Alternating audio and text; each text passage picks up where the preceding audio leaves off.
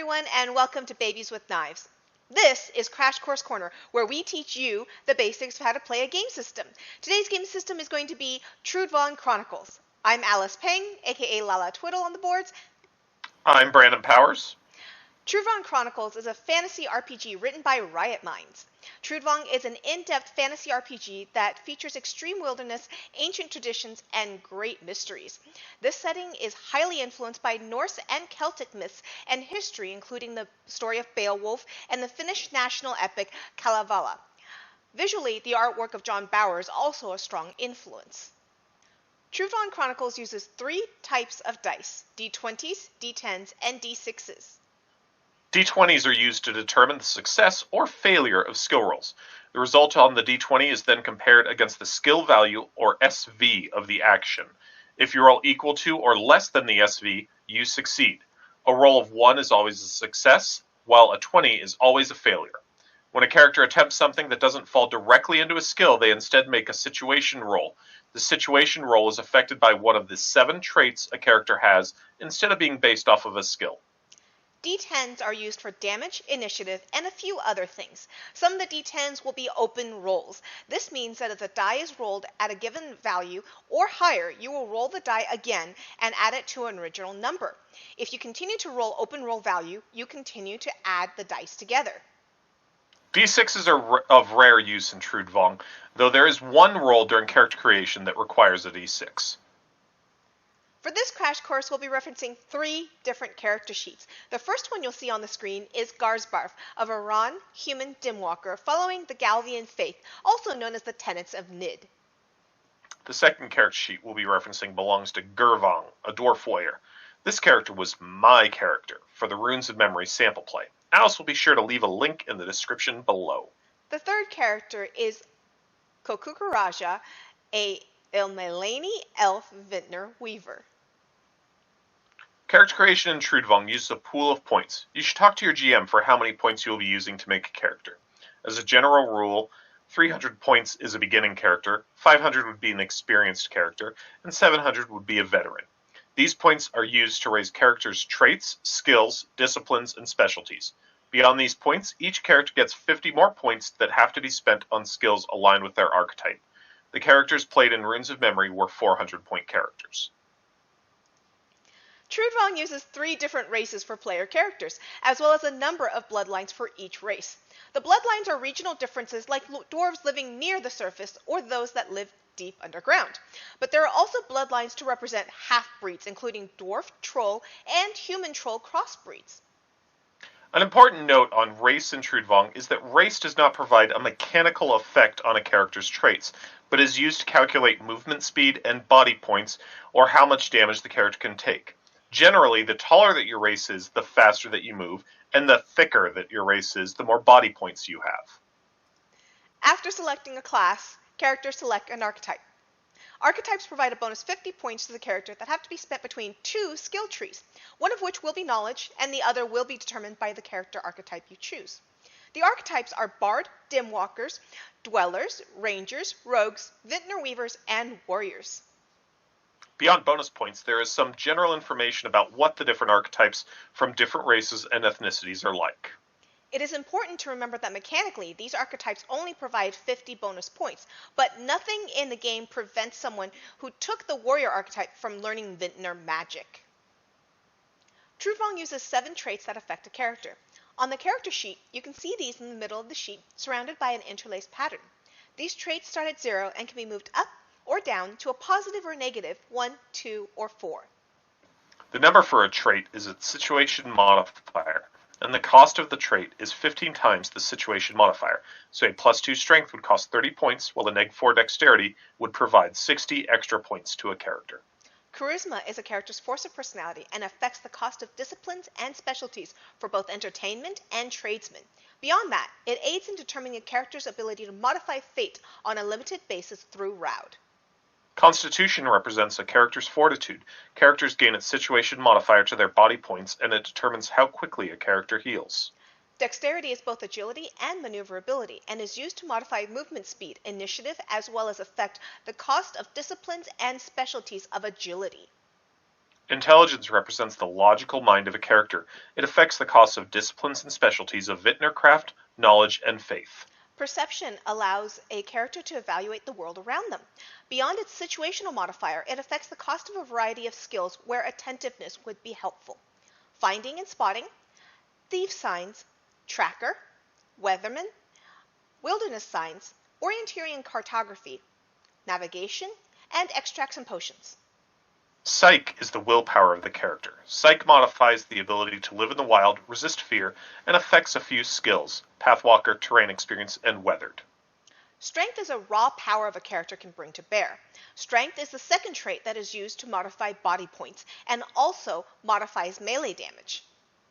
It is important to note that these traits do not affect the success or failure of skill rolls, but are used for rolls when a skill does not affect the outcome. Raud is the ability to influence fate. While it does not provide a character with total control over their fate, it can be used at times of extreme peril to aid the character. Use of Raud could turn hits against the character into a miss, gain success on critical skill rolls, enact a retcon, or similar ways of saving the character at a critical moment. Raud cannot be used to influence other characters. It can only save the character expending Raud. Starting Raud is determined by rolling a d6, the only die roll that is made during character creation. The d6 is then affected by the character's charisma situation modifier. As an important note, if someone has a neg4 charisma, they start with no Raud. Using Raud is a permanent expenditure, and it never replenishes beyond the use of a very specific magic. Body points are used to determine how much damage a character can take while still functioning, including from disease and intoxication. Racially gained body points range from 26 for changelings up to 38 for ogros. A character's body points are broken up into quarters. A character takes no penalty while their health is within the top quarter, but begins accumulating negative modifiers as they become more wounded. If a character's health drops below 0, they roll a d6 modified by Constitution. They have that many rounds before they permanently expire. If this happens to your character, you might want to hope that someone nearby has first aid discipline and care specialty to save you before your time is up. However, they will take a negative to their roll equal to your current negative hit points. If you are 4 points below 0, that is a -4 to their roll. Best to travel with a skilled healer or avoid situations where death is on the line. Trudvang has 9 different skill trees. The base of each of these trees are skills themselves and are ranked from 1 for people who have minimal capability to 10 for those who are very skilled. All characters start with a skill value or SV of 1 in each of these skills. As an example, agility skill would be used when a character is performing something with their body. This could be jumping, climbing, swimming, juggling, riding a horse, or dodging out of the way of a weapon. If skills are the trunk of the tree, then disciplines are the major branches of the tree and are areas of expertise under the umbrella of that skill. Disciplines generally add a +1 per rank to the skill value where applicable and are rated from 1 to 5. Characters need 4 ranks in the skill before they can take their first rank in the discipline, 7 skill ranks before ranks 2 or 3, and all 10 skill ranks before the discipline can be raised to 4 or 5. The disciplines in the agility tree are battle maneuver, that provides a bonus on dodging out of the way of attacks, body control, that helps in most athletic moves and reduces offhand penalties, and horsemanship, that helps when riding a horse or driving a carriage. Specialties are small branches of the tree, providing a large bonus for specific actions. Specialties generally add a +2 per rank to the skill value when applicable and are rated from 1 to 5. Characters have to have 4 ranks in the skill before taking the first rank of a specialty, 7 skill ranks before ranks 2 or 3, and all 10 skill ranks before raising the specialty to 4 or 5. In addition to the skill requirement, characters must have at least 1 point spent in the appropriate discipline to be able to purchase a specialty. Specialties in the body control discipline are ambidexterity, further reducing offhand penalties, gesturing for juggling and other things that gestures can do, jumping, climbing, balancing for most athletics, and swimming for aquatic actions. Let's switch from Garsbarf to Gurvang the Dwarf Warrior and put together skills, disciplines, and specialties into a roll. Gurvang finds himself being chased by trolls and comes to a wall that he has to climb or face his pursuers. Given a general fear of dying, he continues with the better part of valor and begins the climb.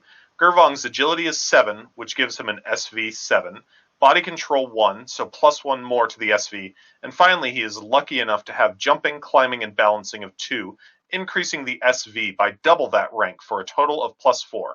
When Gurvang first met the trolls, he was injured by them and lost 18 of his total 34 body, meaning he is down to over 50% of his health, so he has a -3 modifier to the roll. This changes the SV from 12 to 9. Now it is time to roll 1d20 and hope that Gurvang gets under the SV. If he makes it, he will begin his ascent and hope that the trolls won't climb after him. If he fails, he might be ineffectually scrabbling against the cliff wall when his pursuers catch up. Dimwalkers gain magical power through their adherence to a faith, something that Garsbarf has in abundance. Any character could become an acolyte of faith, but to be able to channel holy power, they must have a faith SV 4 or higher, rank 1 of the Invoke discipline, select one of the specialties of Invoke that binds character to a specific religion, gain rank 1 in the Divine Power discipline, and receive 1 holy tablet specialty of their chosen faith. There are 4 religions that humans can follow, and 1 each for the dwarves and elves, and a character can only channel the divine power from 1 religion. Each religion has different tenets that the Dimwalker must follow, provides access to different divine feats on the tablets of the faith, and can generate additional temporary divine points through various methods. Dimwalkers know all divine feats on their tablets equal to or lower than their rank in the tablet. To use a divine feat, first the character must decide the divine feat they will be using. In our example, we'll be choosing Holy Mending from Tablet of Grace, one of the divine feats of the tenets of Nid religion. Holy Mending is a level 1 divine feat. Our SV will be our ranks of faith plus Invoke discipline, plus double the specialty in the chosen religious tradition. Garsbarf has the religious tradition of Gavlian, the specialty tied to the tenets of Nid. All of this added together gives us an SV skill value of 19, 10 from skill, 1 from Invoke discipline, and 8 from Gavlian specialty. The divine feat we are using is level 1. We will take twice the level of the spell as a negative modifier to our skill value, meaning 19 SV minus 2 modifier totals 17 SV. If our characters were wounded enough, they would take further negative modifiers to this roll. At that point, the roll is just like any other skill roll, 1d20, trying to roll the skill value or under. A 1 is always a success, and 20 is always a fatal failure. Fatal failures require a roll on the fatal failure effects chart.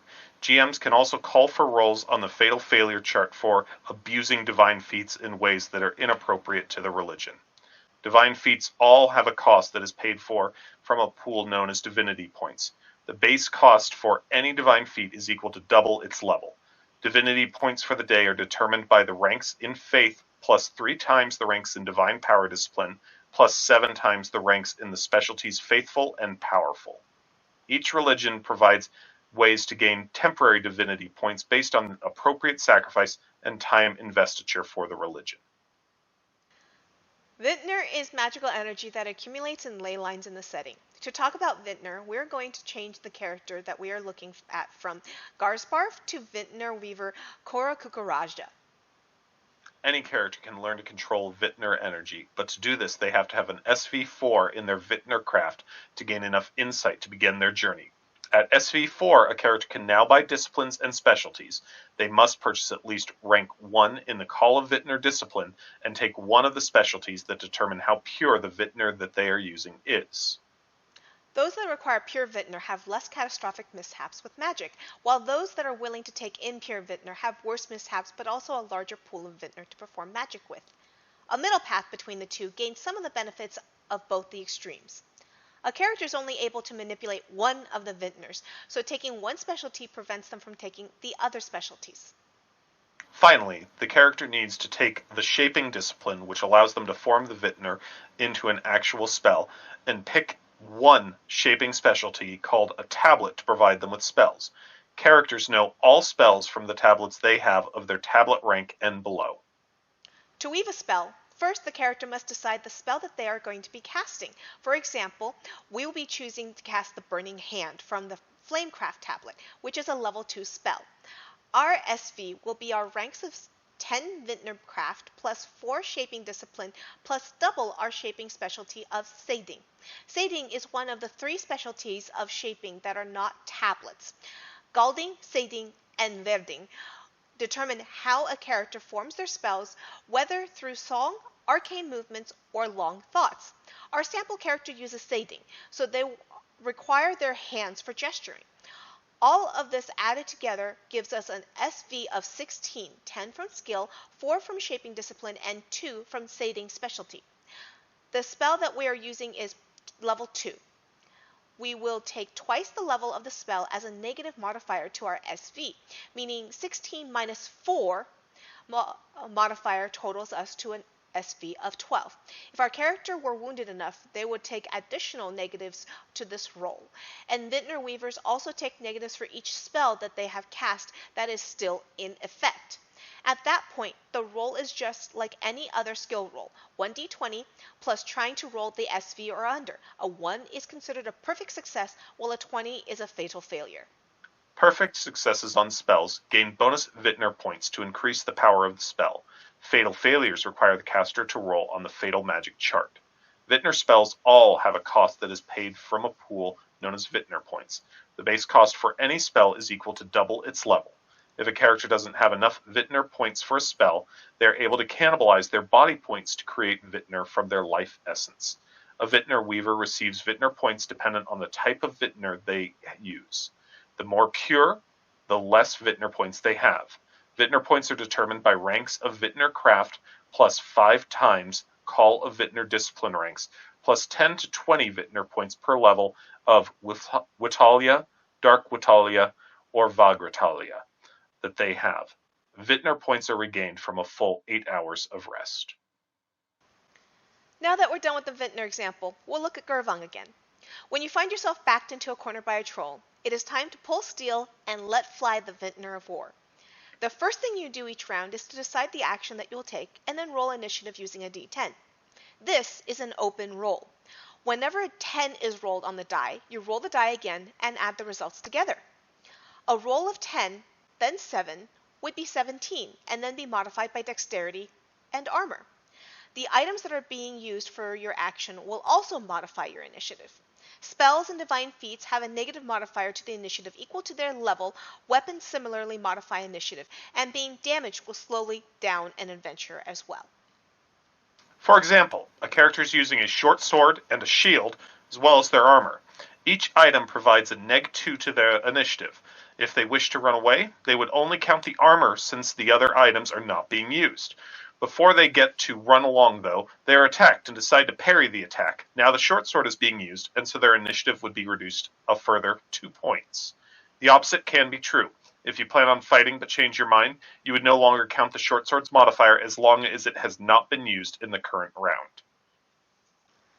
Trudvang uses a dynamic system to determine success of attacks, parries, and movement. This is determined through a character's combat capacity, primarily determined by the fighting tree. Characters spend combat capacity points on their attacks, dodges, parries, and movement, and the combat capacity refreshes each round. Combat capacity remaining at the end of a round is wasted. Gurvang has a fighting of 9, armed fighting 2, one-handed heavy weapons of 3, shield bearer 3, battle experience 2, combat action 2, combat reaction 1, and fighter 2. All of that provides Gurvang with a total pool of 35 that can be broken up during the course of the round. During a combat round, Gurvang could attack twice at SV 12 and 11 and block at 12, or attack once at 19 and block at 16. Some combat points only work when Gurvang is armed with one-handed weapon. Other points only work with the shield. Some work only for reacting, and others need any weapon. Because of this, Gurvang has at least 8 points for defense, 6 from shield bearer, and 2 from combat reaction. Movement during combat is paid for by spending combat capacity, though ranks in the combat movement specialty of agility can allow characters limited movement each round before they have to spend combat capacity. It takes 2 points of combat capacity to move 1 meter, up to a character's movement rate. Most weapons use the same die for damage, 1d10. The difference between them comes from the initiative modifiers of the weapon and when the open roll on damage triggers. Two-handed weapons have larger negative initiative modifiers, but open rolls on 8 or higher, while light one-handed weapons have lower mods and only open roll on 10s. Additionally, weapons and shields have a limit to how many actions they can be used for in a round, whether attacks or parries. The lighter the weapon, the more actions they can be used for. When a character successfully parries an attack, damage is rolled against the equipment that they parried with. If enough damage is done, the object takes damage. Items breaking as part of Trudvang, and wise warriors carry a backup. Armor reduces damage done to the character, but also reduces movement and modifies initiative. The stronger the armor, the heavier it is, and the bigger the modifiers become. As armor is used, it will begin to break down if it takes too much punishment, and eventually will break altogether. With that crash course, you should have all the tools that you need to sit down and play a game of Trudvang Chronicles. If you're interested in making a character, please check out the Baby's Own character creation segment, and we have a Trudvang actual play with Runes of Memory author Thorstein Marr. Thank you for joining the Babies with Knives. Come back next time to get honed.